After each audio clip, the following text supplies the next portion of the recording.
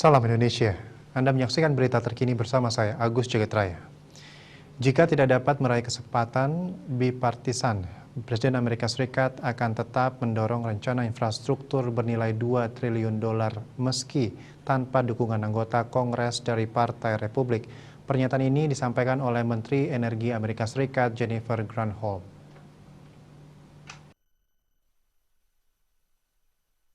Granholm mengatakan Biden lebih suka rencananya mendapat dukungan dari Partai Republik.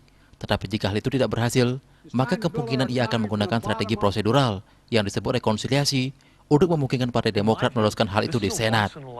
Sebagian besar warga Amerika saat ini mendukung rencana Presiden Joe Biden. Sejak menjabat 20 Januari lalu, Biden berulang kali mengatakan ia ingin bekerja sama dengan Partai Republik.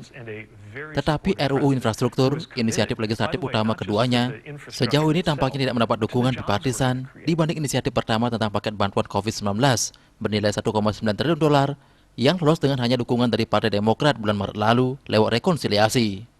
Pemimpin faksi Republik di Senat, Mitch McConnell, baru-baru ini mengatakan proposal infrastruktur Biden tegas dan berani, tetapi akan menaikkan pajak dan meningkatkan utang. McConnell bertekad untuk menentang hal tersebut di setiap langkah. Senator faksi Republik, Roy Blunt, dari negara bagian Missouri menyuruhkan pada Biden untuk mengurangi rencana itu secara signifikan jika ingin mendapat dukungan anggota-anggota Partai Republik. Rencana Biden tersebut akan menaikkan tingkat pajak pendapatan perusahaan setelah pemotongan jadi 28%. Sebelumnya tingkat pajak pendapatan perusahaan adalah 21%. Pendahulu Biden, Donald Trump, dan anggota-anggota Kongres dari Partai Republik memangkas tingkat pajak pendapatan perusahaan dari 35% menjadi 21% pada tahun 2017.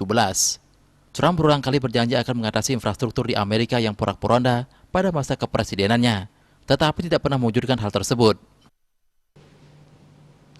Untuk mencegah penyebaran COVID-19, ingat pesan Ibu dengan selalu terapkan 3M, wajib memakai masker, wajib mencuci tangan, dan wajib menjaga jarak, serta wajib menghindari kerumunan.